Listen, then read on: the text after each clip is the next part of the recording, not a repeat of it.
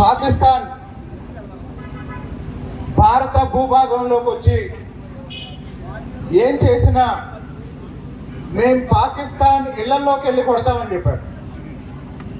కాబట్టి త్రిపురలోనైనా, తిరుపతిలోనైనా, తిరువూరులోనైనా భారతీయులందరూ చెప్పేది ఏంటంటే, ఇప్పుడు లక్ష్మీనారాయణ గారు చెప్పారు, మేము శాంతియుతంగా అభివృద్ధి లక్ష్యంగా మా పనులు మేము చేసుకుంటాం.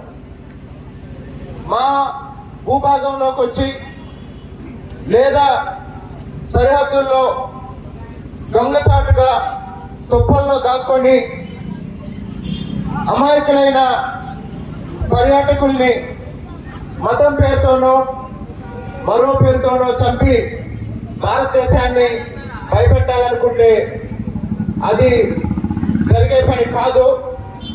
కాబట్టి స్వాతంత్రం వచ్చిన రోజు నుంచి భారతదేశం పొరుగు దేశాలతోనూ ప్రపంచ దేశాలతోనూ శాంతియుత సంబంధాలని నిర్వహిస్తూ అభివృద్ధి లక్ష్యంగా, ఆఖరికి పాకిస్తాన్ అభివృద్ధి కోసం అవసరమైన సింధు నది జలాలను ఇచ్చేది కూడా ఎవరంటే భారతదేశమే. ఇప్పుడు ఈ కార్యక్రమంలో ఆఖరి స్పీకర్